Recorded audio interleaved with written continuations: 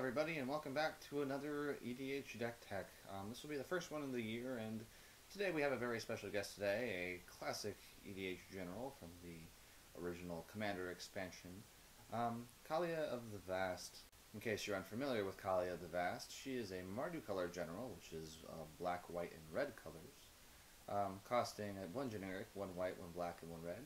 She is a 2/2 legendary creature, obviously. Type Human Cleric, which is another interesting type for a general that flies, but in addition to being a 2/2 flyer, Kaalia has a triggered ability of whenever a Kaalia of the Vast attacks an opponent, you may put an Angel, Demon, or Dragon creature card from your hand onto the battlefield, tapped and attacking that opponent. Now, Kaalia is kind of an interesting general because she's more of a, I guess you could say, an aggressive general for a multiplayer format. This can be kind of a bit of a glass cannon in a sense, simply because showing signs of early game aggression with Kaalia can really put you in kind of a disadvantage, considering that you're being the aggressor and you're going up against 3 other players. Nonetheless, Kaalia is a wonderful general if you love attacking and love playing large demons, angels, and dragons without paying any mana. So we put its aggro in multiplayer. It's probably the easiest.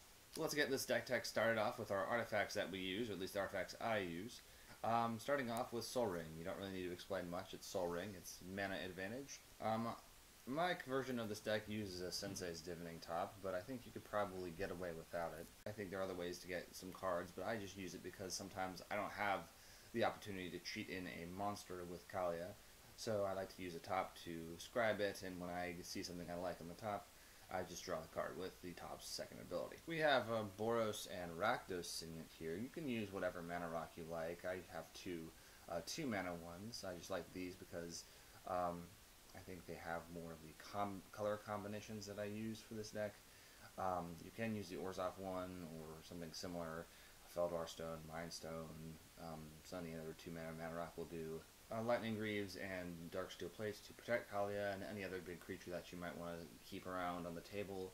Really nice, and Lightning Greaves is especially nice simply because it gives our general haste, so we can attack the turn she's on the battlefield and get something out right away. You don't have to wait a turn and risk Kaalia getting killed. We have a Darksteel Ingot and Chromatic Lantern, mainly for mana fixing. Since we run a 3-color deck in addition to our other early game mana rock, we need a little bit more, and these provide us a little bit more ramp in addition.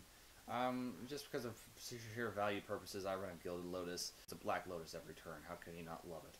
Rounding out the artifacts, I run 1 copy of Sword and Feast and Famine. This is actually a really sweet artifact that can protect Kaalia from things like murder and other similar things.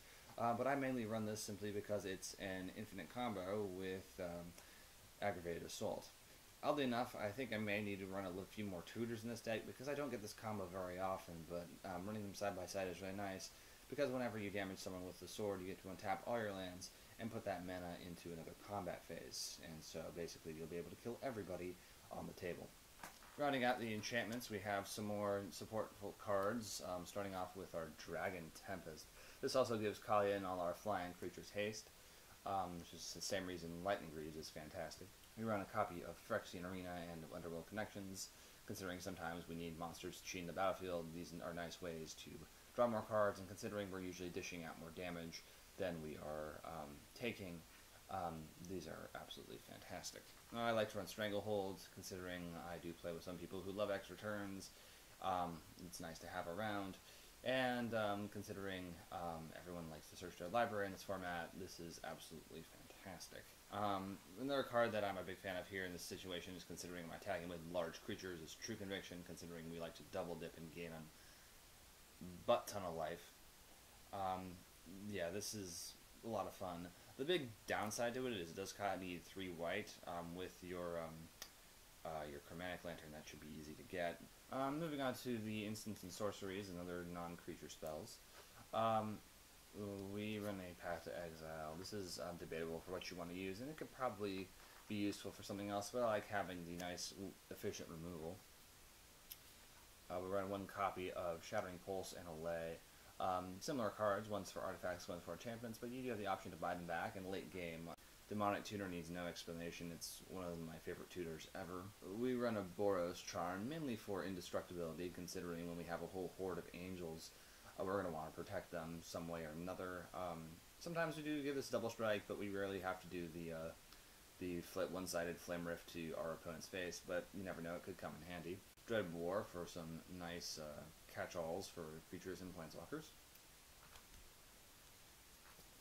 We run Sign in Blood and Painful Truths for kind of the same reason we run the Phyrexian Arena and Underworld Connections. This gives us more cards when we need it, and it's also just really nice. You can also run Night's Whisper if you don't like the double black for Sign in Blood, but I feel like it works fine for me. I haven't encountered that problem yet. A couple more tutors, Increasing Ambition and Demonic Collision, very nice efficient tutors. Collision is nice because we are able to get our we can do the buyback of discarding cards. We have a couple ways to bring back creatures from the graveyard, so that's nice. And another thing you do is you can actually discard the Increasing Ambition and get the flashback for 2 more cards, which is also pretty cool. Another kind of a tutor, Memory Shred. This is kind of a niche little card I have here to fetch me my Lightning Greaves with the Transmute ability. But it's also great for graveyard hate as well. Moving to completely unfair cards, we have Armageddon. As you can tell, we have lots of ways to give our whole creatures and permanents indestructible, so having this out and playing this while our permanents are indestructible is, well, you get the idea. It's pretty one-sided, considering if your opponent doesn't have much board presence and nothing else but lands, yeah, you've pretty much just won the game there. A couple more catch-alls, Hero's Downfall and Anguish in Making. You could probably run Vindicate if you have this, but I don't have Vindicate, sadly.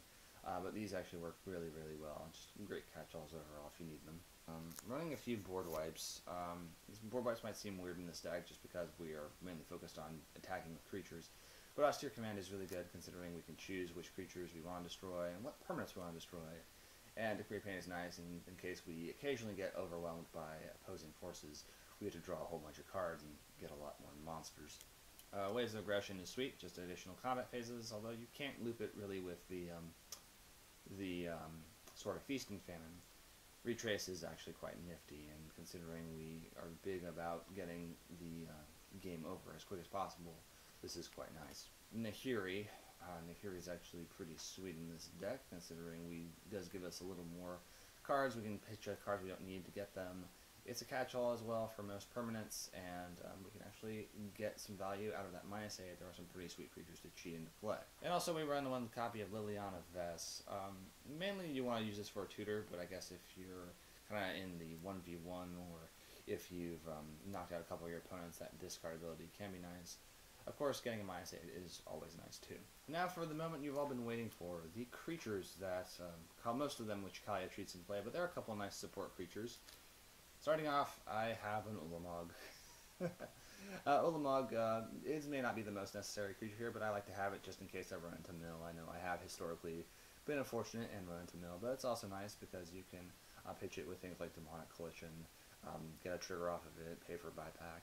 It's really nice, and it does come in handy against those decks, and basically almost always, there are some scenarios, guarantees a very high chance of victory.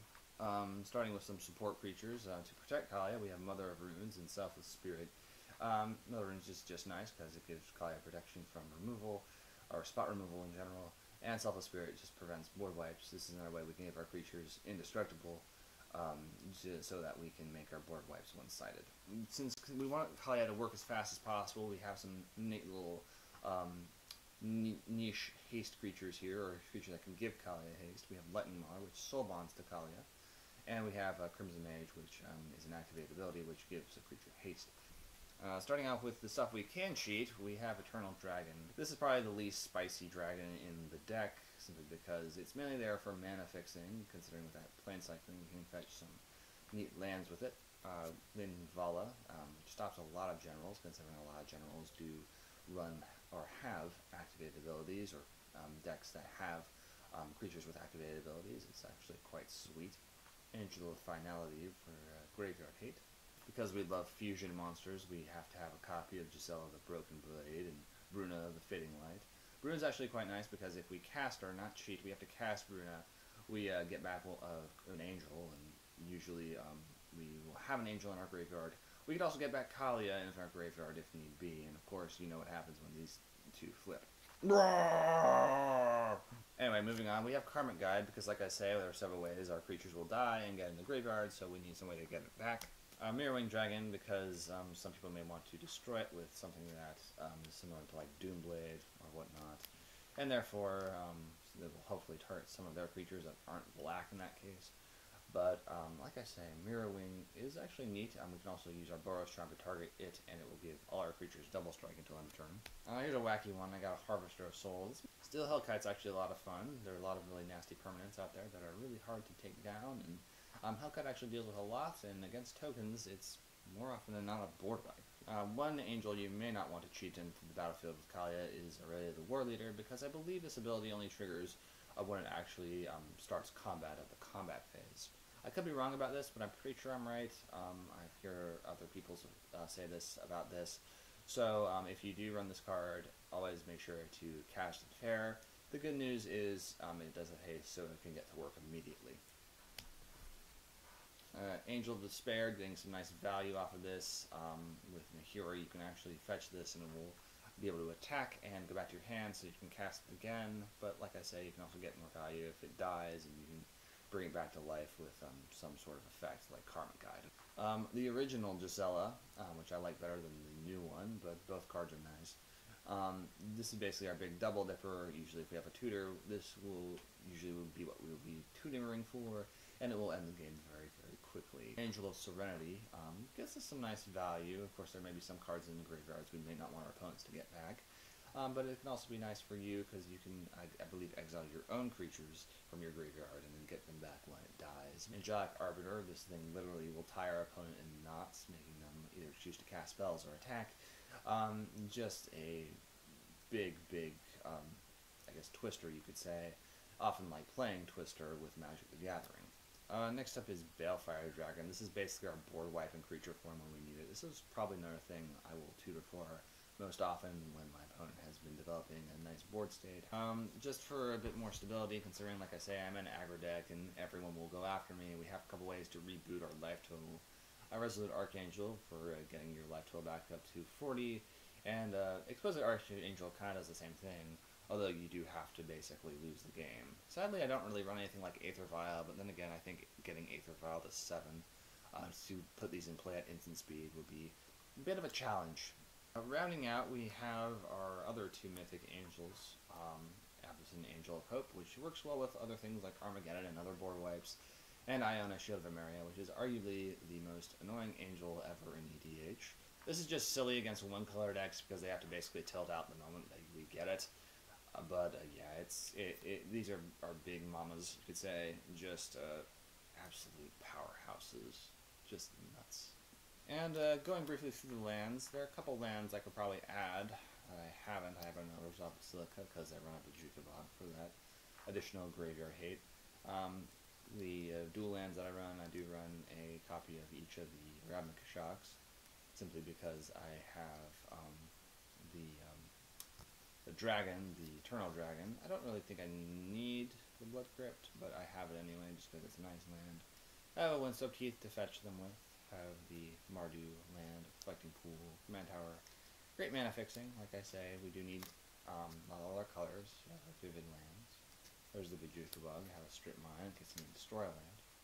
Well, the Archangel could probably be something else if you want, but I just like having it just because I like having a little additional life. Paramorphic Expanse. I run a Hall of the Bandit Lord to give Kaalia haste, and any other creature I might want to cast with it haste. But it's pretty darn sweet. It's a nice card to have. Another Vivid land. More fetches. Another Ghost Quarter. And I think that's all for the non-basics, and we have, I think, 5 mountains, 6 swamps. 6 swamps? Yes, 6 swamps. And I believe 6 plains. Yes, 6 plains. And that is our deck tech of Kaalia the Vast. Like I say, this is a wonderful deck if you enjoy the said creatures that Kaalia likes to cheat into play. Angels, Demons, Dragons. Basically all the big battle cruisers that fly. And have no mana or use no mana to pay for them. Lots of fun. Like I say, this is a classic commander, so at least it's been known for being a classic. It's pretty notorious, so usually people will know what you're doing. Considering you have to attack with Kaalia, there's no real alternative to make it work. Once again, my name is Rio Spectre. Thank you all for joining me, and I will see you all next time.